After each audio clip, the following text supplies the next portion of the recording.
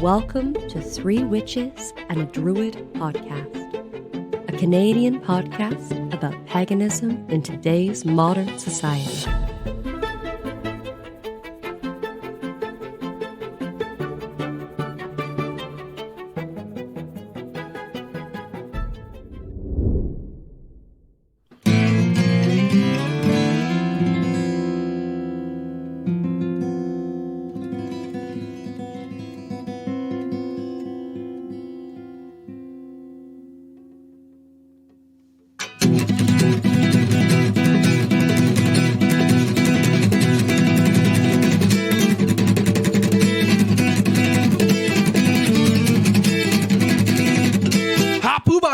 One day while we were sitting in the field minding our own business, we look him up and we look him down and we say, "Hey man, what be this and what be that and why you gonna stare like that?" Well, he just looked at us, he kind of stared and he said, "Hey man, I am the lost suppository of the great and secret knowledge of drowned Atlantis, which only a chosen few are privileged to share. Would you like me to initiate you?"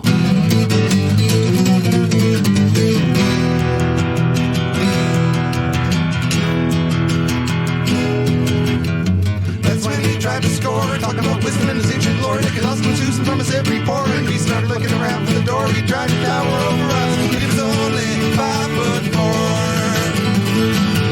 I said, "You must be that high priest Jan. We've been told to stay away from your tent." His eyes lit up with enlightenment. He said, "I knew that. I'm omniscient. My vast power is feared by the ignorant. But the good is a person at your gathering, at your gathering, at your gathering. Yeah, the good is a person at your gathering. He's a person that you meet each day.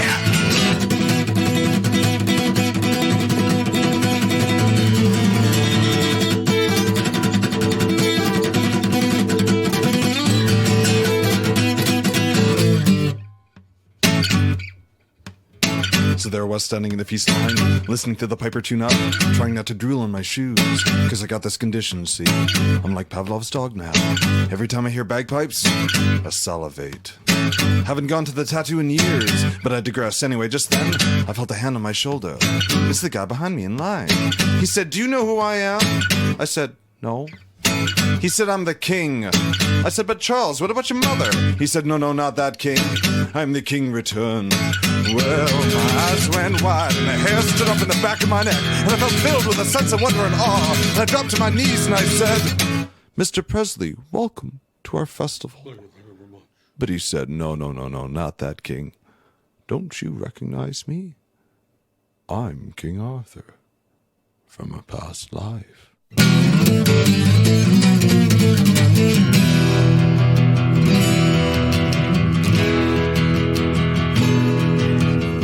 That's when he started in, swearing up and down how he knows Merlin. Couldn't even tell me where the hell they'd been, but they got the plan to save the world from sin. First they take Manhattan, then they take Berlin.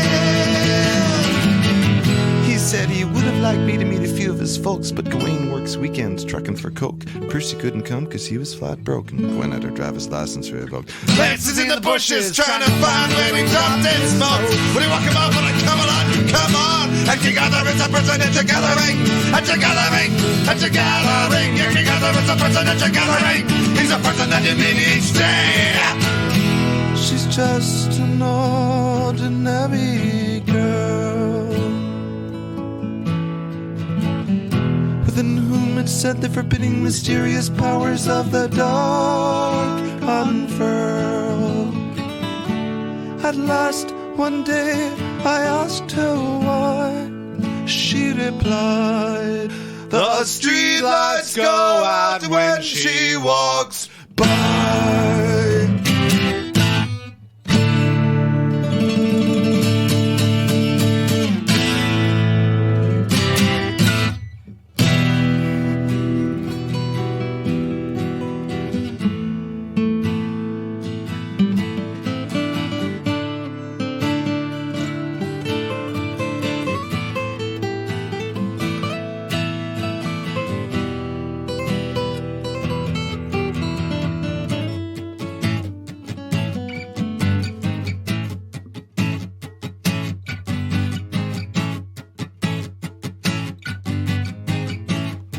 thought to myself, that's terrible. What would it be like channeling a public works nuisance? Walking down Spring Garden Road on a Tuesday night like a tiny rolling blackout. People bumping into each other, falling through store windows, squad cars jumping the curb, knocking over fire hydrants, and the switchboard would light up at the local detachment, and the dispatcher would pick up the line and say, come in, number 10, come in, what's the problem? And they'd say,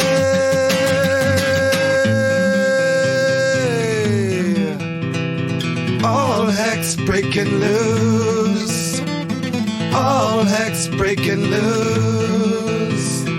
All heck's breaking loose. Baby, baby, baby, baby, woo! All heck's breaking loose. Hey, hey, have you heard the news? All heck's breaking loose. She overloads and the blows off fuse. All heck's breaking loose. Every night and day, yeah. All heck's breaking loose. In the streets you can hear them say, all heck's breaking loose. All heck's breaking loose. All heck's breaking loose. All heck's breaking loose. All heck's breaking loose. All heck's breaking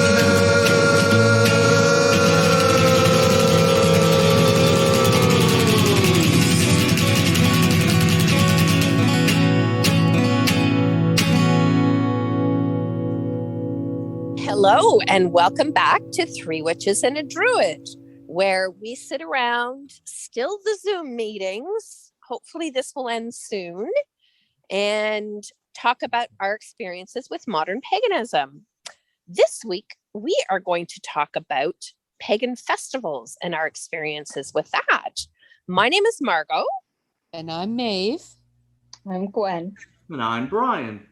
So yeah, hopefully this episode and probably the next episode, fingers crossed here, will be the last two on Zoom. We're kind of hoping to get back face to face. Yes. That would be so nice. It's only the next episode because we try to record at least 2 episodes when we do. Right. Yeah.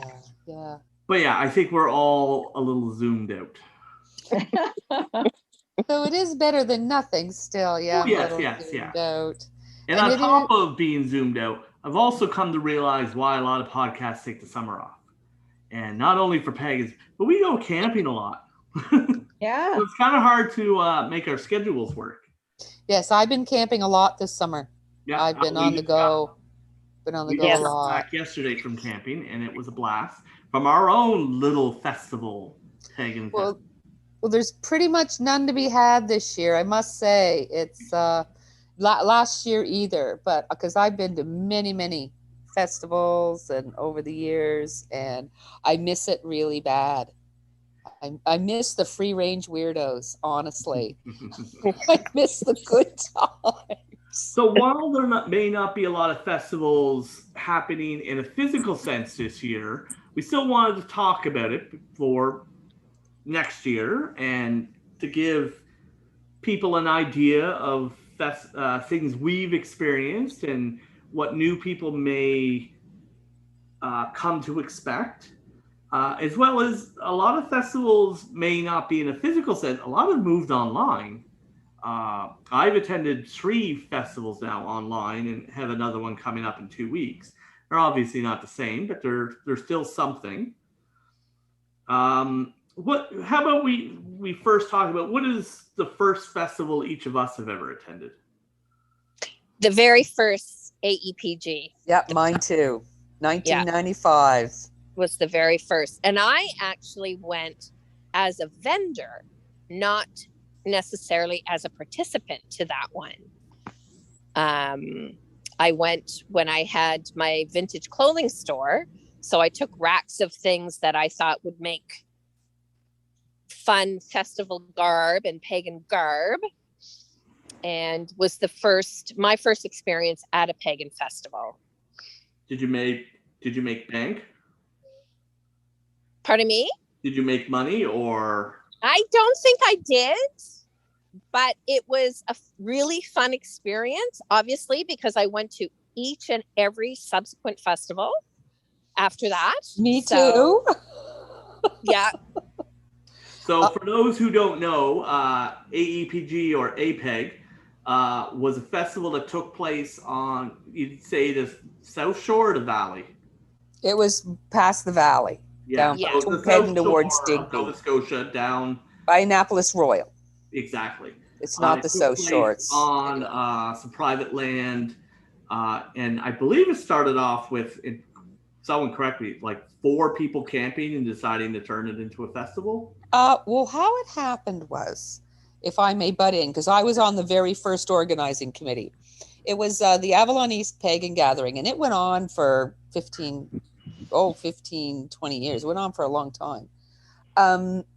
There was a fellow who had moved down from Ontario, and he was with a group who was here. And he said, so when do you guys have your festival? And we said, when people said, when do you have your who? We didn't have one here. And he was mortified. And he says, well, my parents have some land.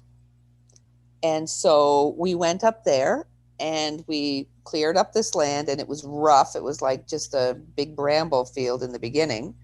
And we cleared this land a couple of weekends, and we sent out, back in the old day, through magazines and posters. So there was no internet. And we were expecting 20, 25 people, and over 100 showed up. It was, I still remember, it was the most magical thing that had happened to me to that point in my life, meeting all those people. Well, you remember, Margot, it was just, everything was wonderful. And people coming from all over. I was very shocked at how far and wide people came from, but people heard through the grapevine. And it was a funny story. One of the funniest things that came out of that was 9 different people from Moncton, New Brunswick showed up. And everyone said, I'm the only pagan near where I live. Turned out there was 9, all from the same town. So that was very nice. No, it was a lovely, fantastic thing. And it went on for many, many years. It is something that is a very, very dear memory in my heart. And I miss. I think at its peak, and once again, feel free to correct me, I think at one point we had up to 250 people there. There was 250. It was over 250 registered, but that was Mudfest. And a lot of people didn't show up. We had over 250 on the field at one time, and the family had asked for 250 to be the limit on the field. Yes. And we had more people registered and more people on the field. Like people showed up. We stopped registering, but people had showed up because you used to be able to come and register on the Friday night. And there was a bit of attrition because not everybody liked the weather, but it was warm rain. And it was warm. It was incredible, really. I remember the main ritual at Mudfest had the sun in the sky, the moon in the sky, and a rainbow, all at the same time because of that twilight sort of timing and the moments between the rain and the rain would stop at all the important times. It was just mud everywhere by the end. It was a scene, but it was fun. It's a great memory. That's where we got that's where we coined the phrase. Somebody on the festival committee coined the phrase "the pagans from the posers." So the pagans were the ones that stuck it out to the end, and you knew who was there for the aesthetic or whatever because they bailed. They bailed. But the pagans stuck it out. That event, the APEG event, was our first, and we arrived in Nova Scotia in the fall and had missed it in 99, but we were there the next year. And it was really funny. I guess, like many organizations, it was a not-for-profit. Everybody volunteered their time and everything, and always there's never enough volunteers. And when you signed on, you assumed some volunteer duty. There was a volunteer coordinator as part of the executive.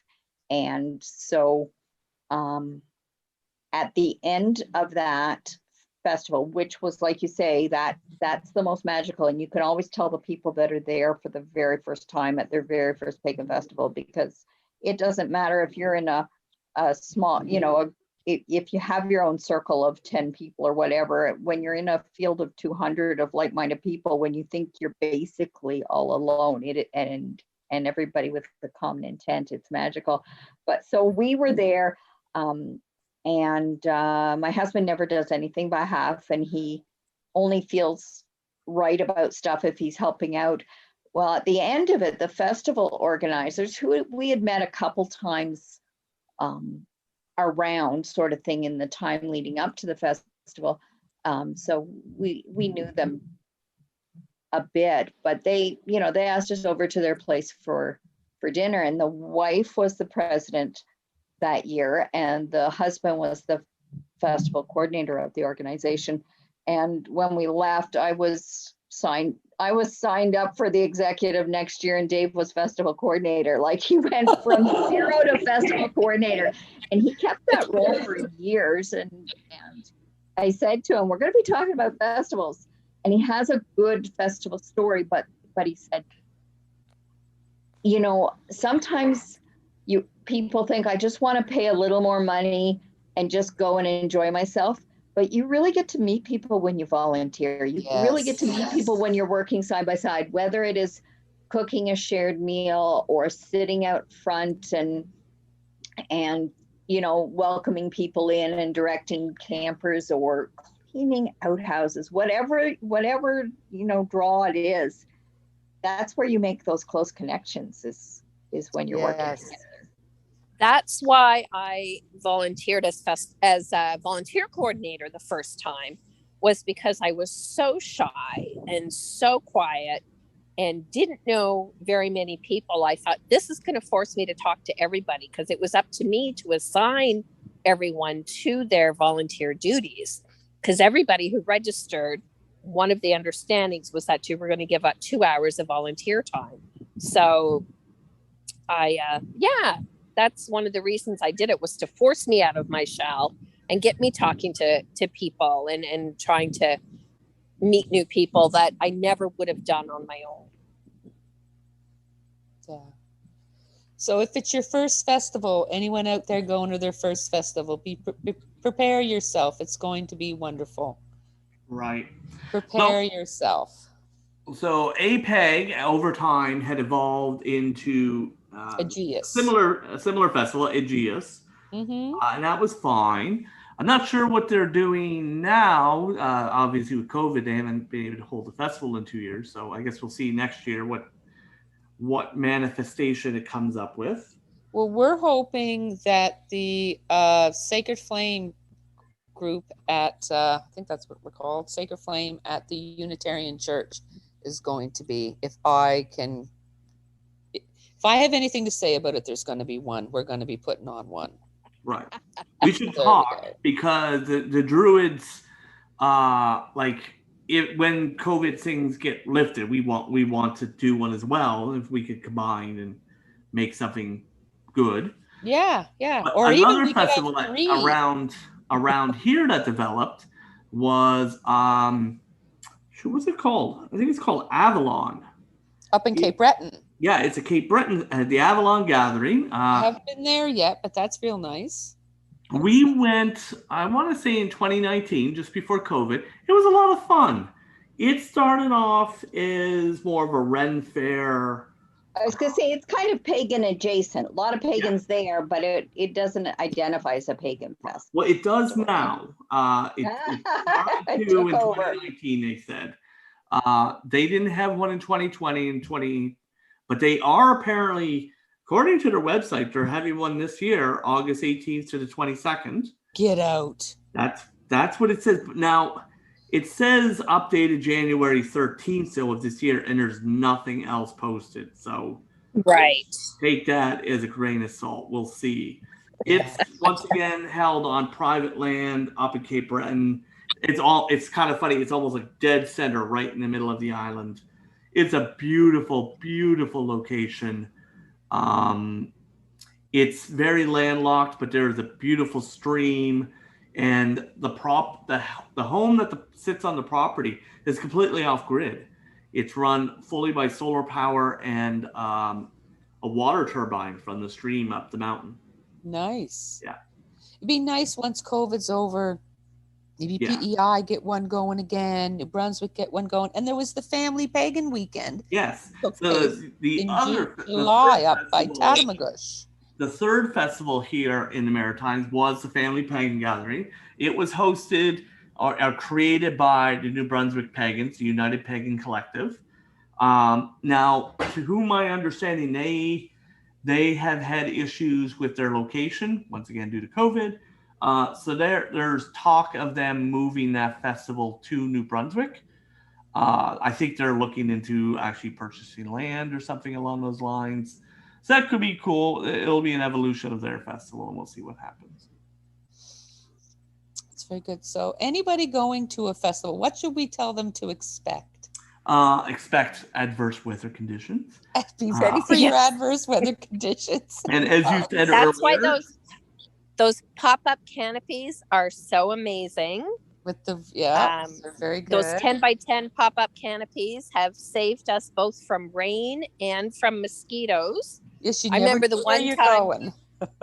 Yeah, I remember the one time when we had the pagan gathering in Tatamagouche, I think it was. Oh, the mosquitoes were thick there. The mosquitoes were bad. So we had 3 of those pop-up things that we were able to set them up in sort of an L shape and had enough screens to zip them all in. And that's kind of where everybody lived the whole weekend. Yeah, when the sun wasn't out, the mosquitoes were thick. Yeah, it was a scene. Definitely a scene. What was I just about to say? Yeah. So as you had said earlier, the weather will decide who the true pagans are versus. Yes, that's it. And the mosquitoes, it's the same thing. Yeah. Take your bug spray. I went to a festival in 2019 called Three Rivers Festival. It's an ADF ritual that's held outside of Ottawa, and I have never seen so many mosquitoes in my entire life. I easily came back 20 pounds lighter just from the blood. There was where the PEI one was taking place on Brackley, not when it was up on Robinson's Island, but back in this group area. It was apocalyptic swarms of mosquitoes. It was horrendous. But the other thing I will say out loud, and this is I don't want to sound negative, but as with all things, remember to take certain things with a grain of salt. Don't go off with strangers into the woods, or because there's good and bad everywhere. Certainly use your common sense. For things like that. I don't want to sound negative, but it's a good point. Like we had someone we had to asked to leave one year because he was very creepy to the women. Yeah. And he was asked to leave. This was way, way back. And he was asked to leave. So, yeah. Just, always be careful with everything. Most people are pretty nice. Well, a festival, like pagans are pretty open to a lot of things. A lot of people feel that if they go to a festival, people are going to be more open. But there's always limits, of course. Like you still there has to be consent and respect. Mm-hmm. That's but at the same time, expect stuff that you wouldn't expect at a regular family gathering. The thing I find with the Pagan Festival, and I was just away on a Pagan Ladies Weekend in PEI, which was just absolutely delightful in every single way. And I took a friend with me, and she's, kind of pagan friendly and a little curious, but not a pagan by any means. But I was trying to explain to her on the way that so many of us, we're pagans and we're pretty free and all that, but we still have to live with the muggles and the normals. And when you're when you go to a pagan festival, the feeling of freedom, you can be your full self and not have to watch what you say about, in your workplace, and you're free. And I missed that last summer. There was no pagan festivals. There was no rainbow gatherings. There's none again this year. And that really breakout freedom to be completely yourself and, talk to other people about all the things you believe and learn new things and all of that. It is a truly marvelous thing. And I have missed it. And, we've had some nutty, fun times, and you learn so much and make so many connections, but it is a marvelous thing to be that free, if you know what I mean. Right. And it's also wonderful at the AEPG how we would have one group doing the opening ritual, another group doing the men and women's rituals, another group doing the main ritual, and then someone else doing the closing ritual, seeing how other people do what they do. Yes. And what's important to them to incorporate into the ritual and how they bring community together. I always really enjoyed that as well. Yes, different angles and different experiences. Yes. It's wonderful. And, different reasons to play dress up. That's right. That's a biggie, isn't it? Different reasons to play dress up. I do love that because we go early. Remember, Margot, we would go early and we'd stay overnight at my parents', but we'd go to Frenchie's and see what wild outfits we could find. Yes. Right? I remember that one pair of fabulous pants you found that time. They were just fantastic. 70s looking pants. They were awesome. I remember those. Yeah, Well, that was something you were saying. What should we tell people to expect or to be prepared for? You need to have. You may have your kicking around clothes, but if you go there with normal camping gear and normal camping wear, you're going to feel out of place. Out of place. You need a little ritual wear. You need a little sparkle or a little flair, or just. This is the place where if you always wanted to wear a leather vest, you wear a leather vest, or if you always wanted to wear, drapey sleeves, and you've never done that, as long as you're not in ritual and lighting candles, you wear those drapey sleeves. But any ritual where no one we've had those fires and people on fire and stuff. That's right. Any ritual where no one catches on fire is a successful ritual. It is good. Anything, you think I would never wear that, to the grocery store, you can wear it to the Pagan Festival. That's but this great. also not only applies to your own clothing, but also to your campsite. We've always dressed up our campsite. Yeah, with your antlers and your lights and your banners and all the fun stuff. Yeah, we have a little family flag we hang on our tent, and then we've always had sort of lights. And so with APEG, if I remember, it was always like a camp decorating contest. Yes. Most elaborate campsite and sparsest campsite. One year, wasn't it? We have had a few of those. There was this one guy, Ed, and he just had a tarp on the tree, and he's sleeping on the ground. And the year Aaron slept in his car. I remember, I've only heard the story, and I may be wrong about this, but I'm under the impression it was an individual named Luigi who showed up with a jar of peanut butter, and he traded peanut butter for a variety of services and housing. Yeah. That's the sort of thing that could happen. Look, I didn't have a tent. Can someone let me in? That, chances are, someone and they'll share their tent with you. Yeah, that can happen. Yeah. Yeah, that can happen. So it's just, and there's no such thing as too much dry footwear. And for the love of God, bring a raincoat.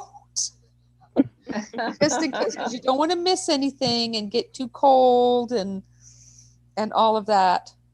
And that's my suggestions. You had mentioned earlier the creepy individual, which of course is a problem. But a lot of people have to understand that if you have certain talents and skills, the Uno reverse card can be played upon you. I've heard the story of the young gentleman who could sing Gaelic and play guitar. Every woman at that festival was like, well, hello. He was so oblivious. He sang in Gaelic like he should have been on TV. And the girls would have lined up outside of his tent all night if he could have taken it. He was just da-da-da. You got to be careful. Because it is. Because, with pagans, so long as things are consenting and all of that, we are very free about sexuality and things like that, provided everything's with consent, safely. And that can be, a lot of that can go along, there can be tent hopping. Yeah. And, provided everyone's consenting, and that's fine. It's a little more liberal. But yeah, he could sing like an angel. I just finished the book Idiot's Guide to Paganism, and there's a chapter on sexuality. And the vast majority of the chapter focuses on what is acceptable in Christianity, what is accepted in Muslim cultures, what's accepted in various other religions. And at the very end, there's a very short paragraph that describes pagan sexuality. And it says, is it consensual? Then have fun. That's it. Now, we had a gentleman, and I'm sure he's not the only one, but I can think of one that came out. He was very solitary heathen, and he came out to public events originally, although he made close friendships and evolved, because he heard pagan girls were easy. And so you get that sort of a reputation. Oh, yes. And he, you have suspicions about people, but a few years down the road, he kind of admitted it, as he was part of the community and volunteered and helped out and everything else. And he said, you know what?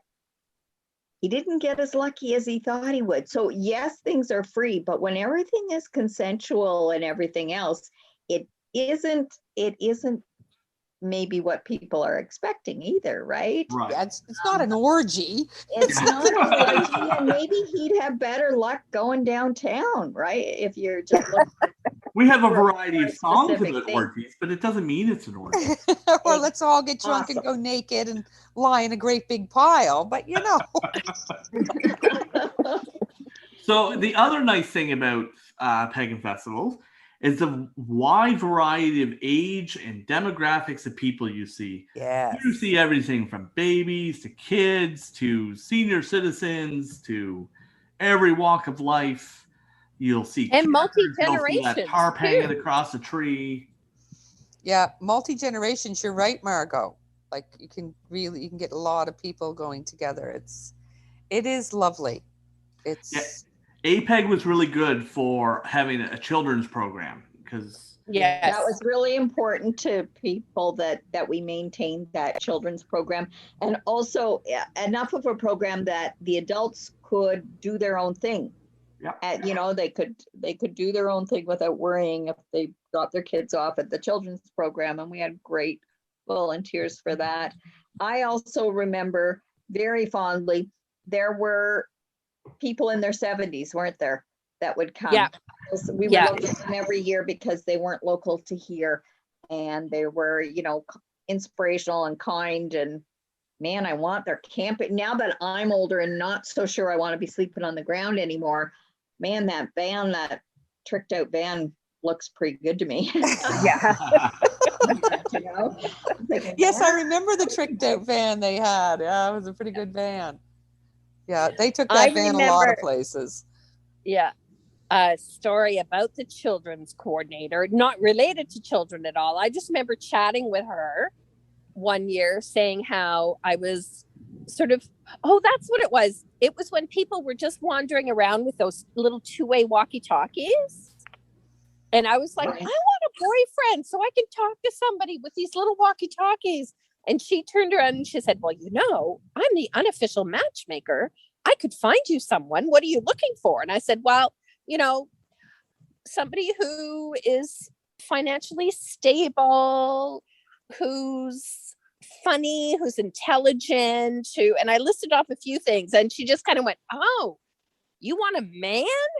I'm sorry, I can't help you." There was one year, it was the Festival of Love. Do you remember the Festival of Love?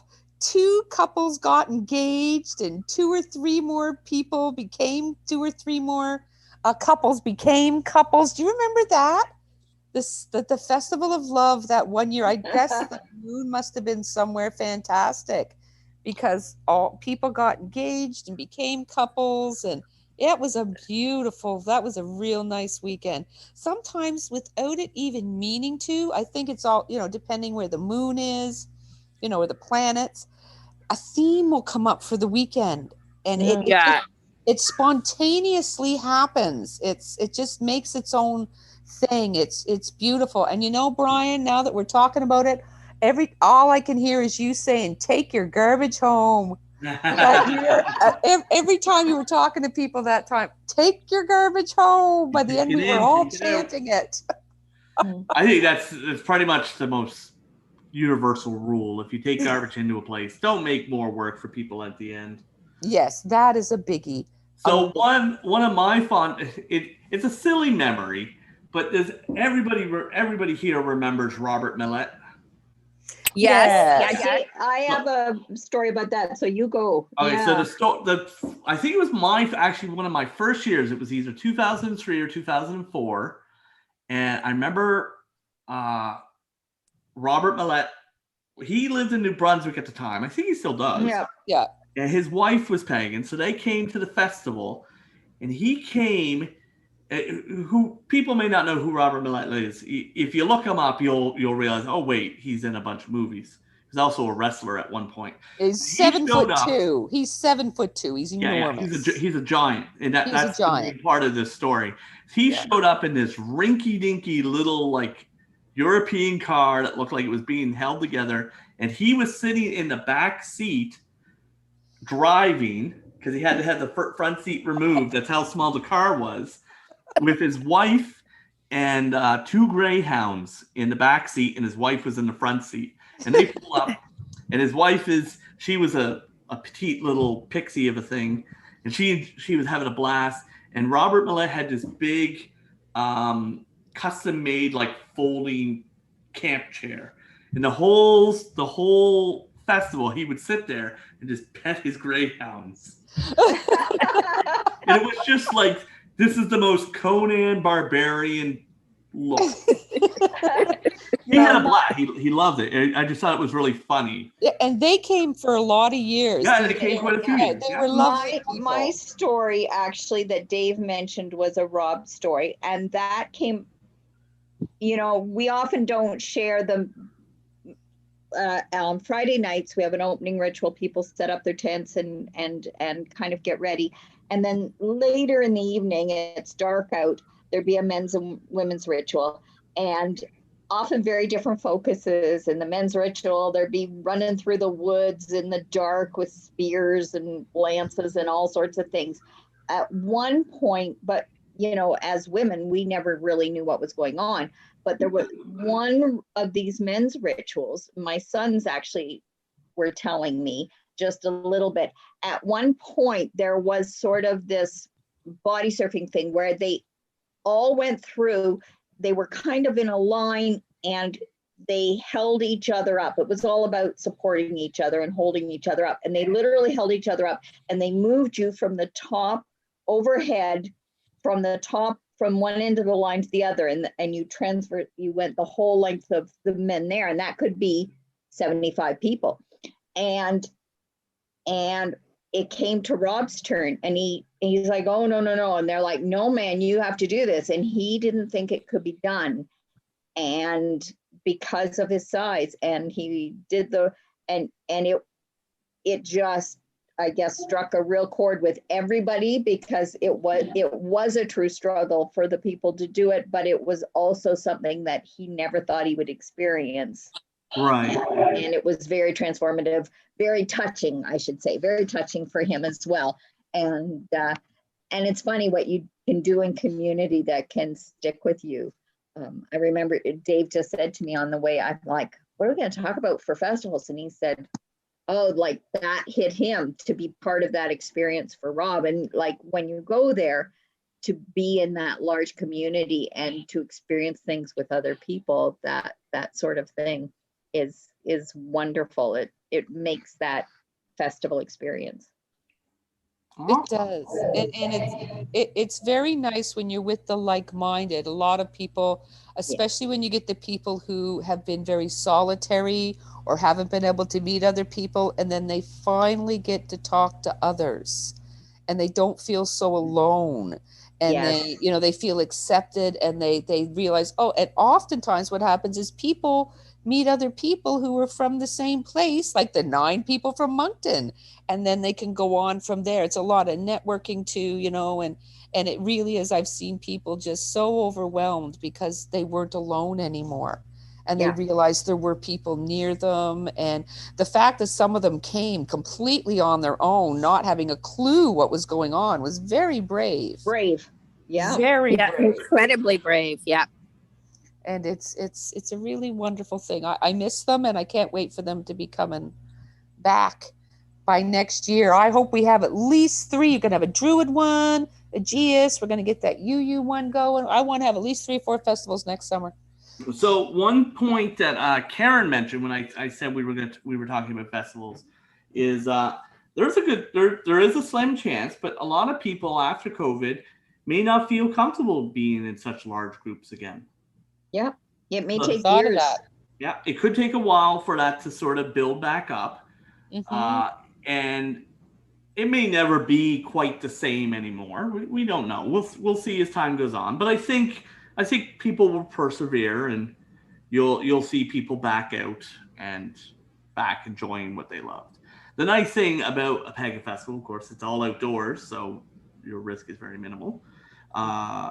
You just got to deal with the regular problems like rain and cold and wind and all that fun stuff. Never have one in June, not in Nova Scotia. No, it's just going to rain. The second half of July or August is when you're safe. Yeah. And even August, by the 3rd week of August, it's colder at night. Yeah. So make sure you have plenty of warm clothes. Make sure you have plenty of dry footwear. You got rubber boots and a raincoat for sure. And you bug spray of some sort. So one thing we haven't mentioned just yet is a big thing that was with APEG is we used to have workshops. Oh, yes. Yeah. It's always a bit of a schedule on the Saturday, most of Saturday day, a little bit of Sunday morning, a variety of people stepping up and offering to teach workshops on a variety of subjects all over the place. Some of it not even anything to do with paganism, lots of crafting, lots of occult talk, lots of esoteric talk. It was great. That's something I definitely miss. Yes. It's really nice to learn something new, or, oh, I was thinking about that. You go to the workshop and then you get to talk to someone more experienced than you are to get some ideas, even just what books to read or what, which ones are good, which ones are bad, different groups to join. Workshops are wonderful. And it was very, and I like the way it was very egalitarian because everything was out there. And so we would have some, big nose pagans attending and maybe doing a workshop, but it was just a workshop, just like the lady down the street that's going to show you how to do not magic or something like that in a Nova Scotian traditional way of some sort. So I really love that sort of everybody pitching in again, that sharing of knowledge and valuing everybody's personal experience and knowledge and opening up those workshops to anybody who had something that they wanted to share. It was really well done. I appreciated that. It was lovely. It was also, I did 2, maybe 2 or even 3 over the 20 years there where I started the workshop was a conversation. Yeah. A discussion, because each time there was a topic I wasn't super knowledgeable about, but I said, okay, let's just get a workshop, discussion going on for the workshop. So then I could learn. So that's a possibility too. Say you don't, necessarily know a lot about a subject, but there's probably plenty of people there who do, and you can all just get talking and learn from one another. That's a really, really a great thing to do. Nice workshop. Yeah. It values a lot when you have such a people are autonomous within their religious practice and spiritual practice, and so their path takes them all different places, and you can learn a lot from being in a group of, you know, nominally like-minded people, but you've all gone down different paths, and you have a lot of knowledge to share and a lot to learn from other people. It's actually kind of wonderful.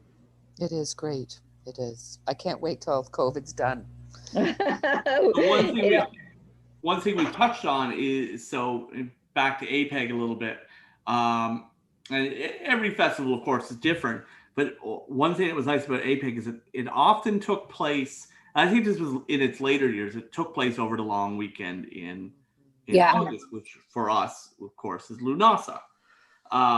So there was always the opening ritual. There often was a men and women's ritual. Then there was the main ritual, which often was a Lunasa ritual. And then there was a closing ritual. So that's another thing that's quite unique about festivals. You're going to experience a lot of rituals. Yeah. Yes. And in APEG's case, and what I'm sure applies to a lot of festivals, they're all different. They're all unique, often held by different people. It's great. Yeah. Yeah, different traditions. It's so wonderful to see. Yeah. I don't think I've ever went to APEG and experienced the same ritual. It was always different. Yeah. It's always some, and people, because it is a big group, people put, and I was always so appreciative. People put a lot of effort and work into making the ritual meaningful for people. They did a lot of work. It was lovely. It was really great. Yes, you'd get to take home a little painted stone that you had chosen out of a basket during the ritual, or I think I still have a popsicle stick with a positive message written on it and painted red from another one. Like all kinds of ribbons and stones. All these mementos. Yeah, everything. Yeah. It's always good to have, especially for, just to remember during the year when you're just tired, or it's winter, or things like that. And with the APEG and Aegeus site, it's private property. It was on private property. There was more than once where I know one closing ritual I did, we had a bunch of big stones and we had everyone put a good memory in it. And then we took it to the four corners of the land, and it was the memories were put from people into it. So we did that maybe twice actually over the years. And so more and more good energy. That's a lovely thing to do. And that's another important thing. Make sure you do gratitude to the land at the festival. If you're there and all of that, make sure you have some sort of ritual or acknowledgement to the land and the spirits of the place. That's a biggie. Make sure you do that. And even if someone's not doing a big formal thing, you personally should give a thank you to the land for hosting you, and so that when you come back next time, the land will be happy to see you. Well, I remember, I'm not sure what year, this same Luigi was at the creek washing his face and his glasses fell off and he never found them. The very last year we were there, I was washing my hands in the creek, and did I not find his glasses? This was like 10 years later, 12 years later. Wow. Isn't that and something? I found his glasses. So the land took his glasses, but when the land was done and grateful to have them, he gave them back. Well, there at APEG, it was at the base of a mountain, and every year somebody lost something. The mountain would take it. And I didn't know you found Luigi's glasses. How did they not get washed away completely into the ocean? Right into the ocean. Yeah. With, spring runoffs every year. That's shocking. Wow. So one thing with COVID is some festivals have moved online. So I personally have just attended Wellspring, which is an ADF Druid ritual. I think it takes place in July. And there's another one coming up. I feel terrible because I can't remember what it's called, but I'm registered for it. And I'll get the email at some point with my info. So you will have to pardon me because I've never done a festival online. No, I suspect. How do you do it? Or just the workshops are online, the talks are online, the ritual? What happens? I'm not familiar with that. So the 4 online festivals I've participated in, it's very workshop focused. The one thing with an online ritual is they're able to bring in, say, authors or academics that they normally couldn't, which is a little fun. It's a little bit interesting. But as well, like they'll do the workshops throughout the day, and then in the evening they might have like a bardic, or in Wellspring's case, there was the ADF AGM took place. But also a lot of it's run over Zoom. So there might be just a Zoom channel for just casual conversations, casual chat. And so those are kind of fun. They're relatively low cost. I think I paid $20 to go to Wellspring. It's usually a 3 or 4 day event with various workshops. If you're not interested, you don't log in. It doesn't matter. No one's really keeping count. They've been interesting. I don't know if they'll stick around, like when people are able to get back face to face. But they've made festivals incredibly accessible. Well, I was thinking it makes it accessible, and like you say, people have access to maybe favorite authors and that sort of thing, which would be really cost prohibitive to get people from away to an actual event. But it almost seems more, it would be hard. And I hear you saying that they had the Zoom chat rooms and everything. I still think, especially for maybe more introverted people, that immediacy of having people in real, it's pretty hard to make that sort of the biggest plus for a festival for me is that connection with other people. And while I can see them making strides to create a bit of allowing people to make those connections, it just isn't the same as in real life. It almost seems more like going to an academic presentation or something, like attending a conference type thing where you've got information, you log in and get your information downloaded, sort of thing. Right. What else are you going to do? I don't know how else you could do it, and having those chat rooms and stuff, but I could, like, where I would be on the field having to do my volunteer duty or running into people with whatever my duties were on the executive and something made me interact with people. In ritual, you're right beside somebody and usually at some point touching somebody. I would not log into those chat rooms. I would not be comfortable. I would be uncomfortable to log into a Zoom chat room. I would attend all the workshops and everything, but it would be hard for me to get that festival feeling. Well, yeah, they definitely do not feel the same. They're not even comparable, but due to the circumstances, they were an okay alternative. Yeah. Better than nothing. Better than nothing. Like I said, I don't know if they'll necessarily survive, but the fact that they were able to take these festivals, I think one is in Ohio, another was in Pennsylvania. The one coming up is August 14th and 15th. It's called Summerland. It just made it more accessible for pagans, like people in California or Vegas or Florida who wouldn't necessarily be flying or going to those exactly festival. You could access it in a way. Yeah, it was kind of nice in that sense. I think it was just the accessibility for, like, a lot of festivals take place in the woods or a field, and it's not necessarily accessible for everybody, but the online version, of course, would be.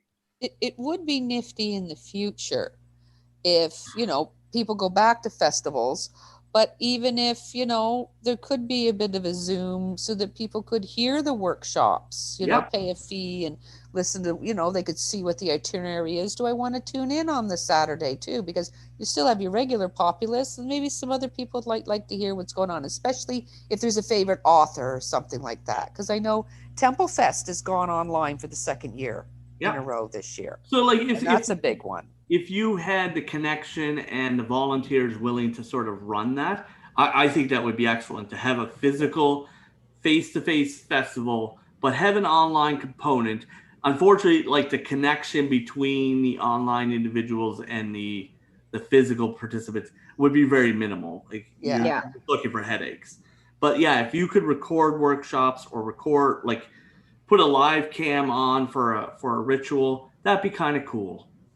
Mm-hmm. Yes. It'd be a lot of work, but I'm sure in our community there'd be somebody that'd be willing to step up and figure that out. I'm looking at you, Brian. Yeah. Looking at you.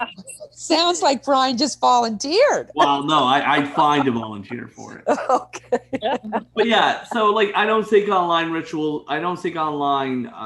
festivals are necessarily the be end all, but they may die out over the next little bit, but it's been an interesting evolution over. Yeah, interesting. I was thinking if I was a publisher or something like that, I might take that idea and run with it.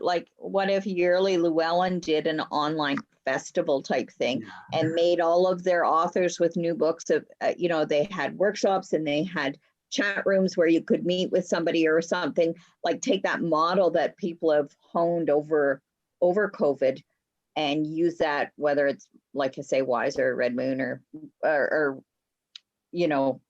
whatever group and Pathos, something like that. That would be a really good tool for them, and it'd be really great for people to access those people. That would be a really neat one if Llewellyn had some of their authors and things like that, like a little, weekend workshop with authors. That would be really people pay nifty. $25. I think you'd crash the system with people signing up for Yes, that. Like that. Excellent. And Because they sell a lot of books. And the authors wouldn't even need to leave their homes. No, so nobody exactly. needs to travel. Yeah. And for an hour's worth of talking they'd have to do, you can't, that's great publicity. That's a really good. Yeah. Someone should write Llewellyn. Yeah, somebody they need to listen to this. Yes, that's right. We'll just send this little clip to them. But and I think they'd sell a lot of books. It would be wonderful for readers, and it would be wonderful for the publishers. And it's an idea, and it's maybe these online festivals don't survive in the form they are, but I'm sure that there's a way to use the learning from this last couple year and a half or whatever, and make use of that. Very cool. So you heard it here first. We invented online festivals with authors. There we go. We want all the credit. $5. Gwen is full of good ideas for other people. Just come and I will delegate the heck out of it. Next festival, we should set up one of those little booths, kind of like the Charlie Brown psychiatry booth, where Gwen just sits behind it and gives out good ideas. Charge a nickel. Right. For a nickel, I'll raise money for the homeless Next festival we do, I want to sit around and have a tip jar out and says bad ideas for a tip. There you go. Yeah. You tip us and we'll give you bad life advice. We'll help you to make bad choices. Yeah. I think you should definitely drink that 6. I think maybe you're kind of getting there, right? Have we just devolved right to the point where Maeve is like, cut this off? I'm ended. Well, I think we are getting towards the end of everything. So I thank you everyone for tuning in, and give us a thumbs up give us a like. Give us, what's that thing we're supposed to be? Patreon? What's that, Brian? You know about that? It'll be linked in the show notes, but if you could support us on Patreon, we greatly appreciate it. That's the money it, does not yes. go towards us. It goes towards our poor, starving editor who cannot afford coffee this week. But we do have three. We still have 3 Patreons. We really appreciate them. But yeah, we'd like to feed our editor someday. That's lovely. And if you need to contact us, you can get a hold of us at the 3 Witches and a Druid website. We're always happy to take suggestions or answer questions. And until next time, everyone, merry meet. Merry Hearts. And merry meet again. Blessed be. Blessed be. This has been 3 Witches and a Druid podcast. Thanks for listening.